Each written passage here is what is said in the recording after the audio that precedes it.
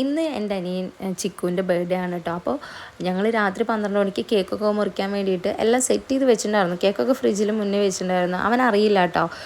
പക്ഷേ എന്താണെന്ന് വെച്ചാൽ ഞങ്ങളെല്ലാവരും ഉള്ള കാരണേ അവൻ റൂമിലല്ല ഇന്നലെ കിടന്നത്, അവൻ ഹോളിലാണ് കിടന്നത്.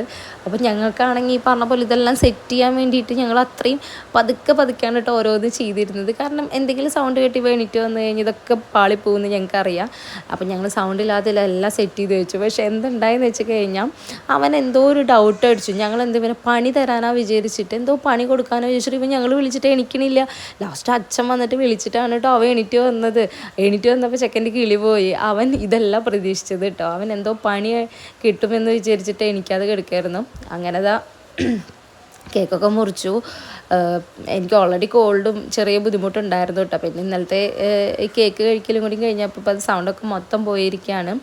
അപ്പോൾ എല്ലാവരും ഭയങ്കര സന്തോഷമായിട്ട്. അപ്പോൾ ഞങ്ങളെല്ലാവരും ഉണ്ടെങ്കിലാണ് ഇതുപോലത്തെ ഹാപ്പിനെസ്സൊക്കെ ഉണ്ടാവുള്ളൂ. ഇപ്പോഴും എല്ലാവരും ഇല്ല. പക്ഷേ ഉണ്ണിയുടെ 90-ന് അമ്മായിയൊക്കെ വന്ന കാരണം പിന്നെ ഞങ്ങളങ്ങനെ ഇവൻ്റെ ബർത്ത്ഡേ ആണെന്ന് പിന്നെ അറിഞ്ഞ കാരണം ഞങ്ങളങ്ങനെ സെറ്റ് ചെയ്തതാണ് കേട്ടോ. അപ്പോൾ എൻ്റെ പിള്ളേരും അതെ രാത്രി അവരും 12 വരെ ഉറങ്ങാതിരിക്കുകയൊക്കെ ചെയ്തു കേട്ടോ.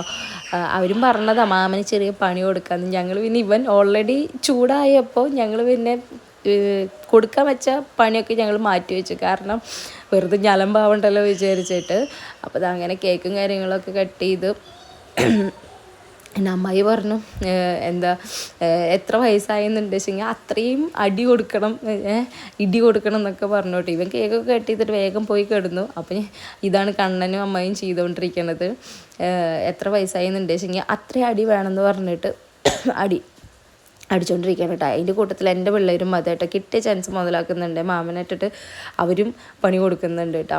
അപ്പോൾ ഇന്നത്തെ വീഡിയോ ഇത്രയേ ഉള്ളൂ. എല്ലാവർക്കും ഇഷ്ടപ്പെട്ടെന്ന് വിചാരിക്കുന്നു. എല്ലാവർക്കും ടാറ്റാ, ബൈ ബൈ.